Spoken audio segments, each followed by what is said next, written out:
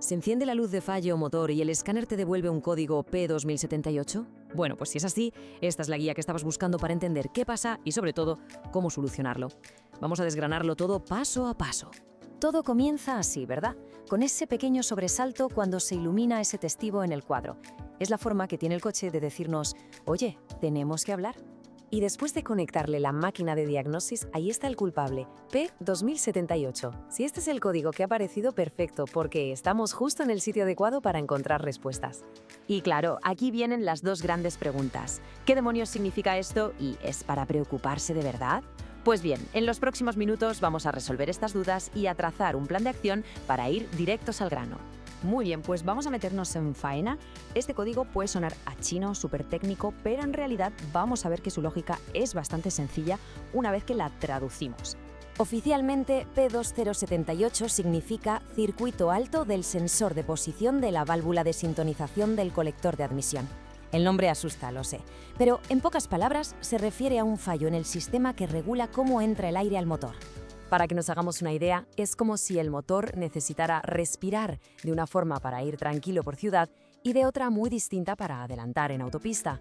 Pues el sistema IMT es, básicamente, el que ajusta esa respiración para que el motor rinda al máximo y consuma lo justo en cada momento.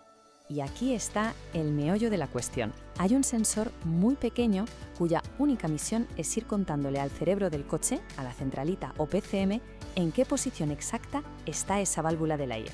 El código P2078 salta cuando la señal que manda ese sensor es extraña, demasiado alta, y la centralita dice, un momento, de esta información no me fío. Venga, ahora vamos a lo práctico. ¿Cómo se traduce todo esto en la conducción del día a día? Porque un código en una pantalla al final se convierte en problemas muy reales al volante. A ver, lo más obvio es la luz de fallo motor, claro.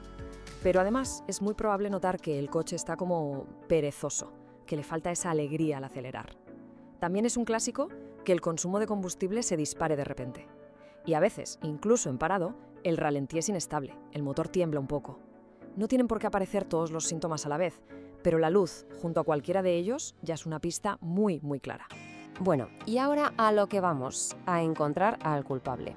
Y aquí viene la buena noticia. Aunque podría haber varias causas, la experiencia nos dice que casi siempre hay que empezar a buscar por el mismo sitio, para no dar palos de ciego. Y fijaos bien en este gráfico porque es la clave de todo. 9 de cada 10 veces, 9 de cada 10, el problema no es una pieza mecánica grande y cara. El fallo está en ese pequeño sensor del que hablábamos, o en un simple cable. Esto nos ayuda a enfocar la búsqueda muchísimo. Así que vamos a poner sobre la mesa a los 4 sospechosos principales. El número 1, por goleada, es el propio sensor o su cableado. Puede que el sensor haya muerto o que un cable esté pelado o un conector flojo. Luego tendríamos la propia válvula, que a veces se queda atascada por la suciedad. Y ya, como la opción más rara de todas, un fallo en la propia centralita del motor. Vale, ya tenemos la lista de sospechosos. Ahora necesitamos un método, un plan, para saber cuál de ellos es el culpable. Este es el proceso que seguiría un profesional para ir a tiro hecho y no gastar ni tiempo ni dinero de más.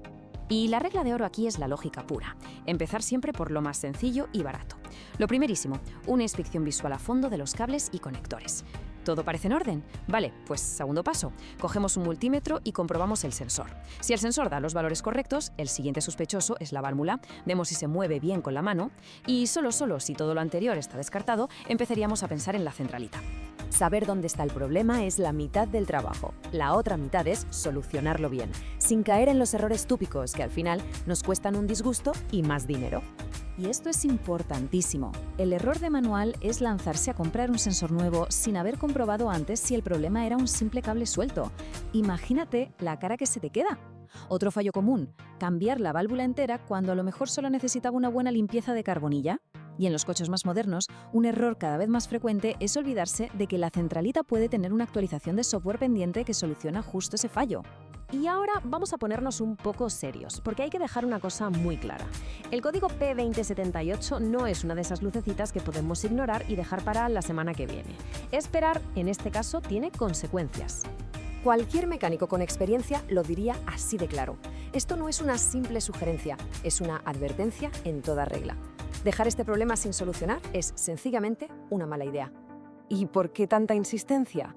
Pues porque, para empezar, el coche va a seguir funcionando mal y gastando una barbaridad. Pero lo peor es que el riesgo de quedarte tirado en el momento más inoportuno es muy real. Y por si fuera poco, lo que hoy es un fallo pequeño, mañana puede provocar una avería mucho más gorda en otras partes del motor, multiplicando el coste final de la reparación. Con toda esta información sobre la mesa, el código P2078 deja de ser un fantasma y se convierte en un problema concreto, con un plan claro para solucionarlo. La pregunta ya no es ¿qué significa?, sino más bien, ¿estamos listos para ponernos manos a la obra?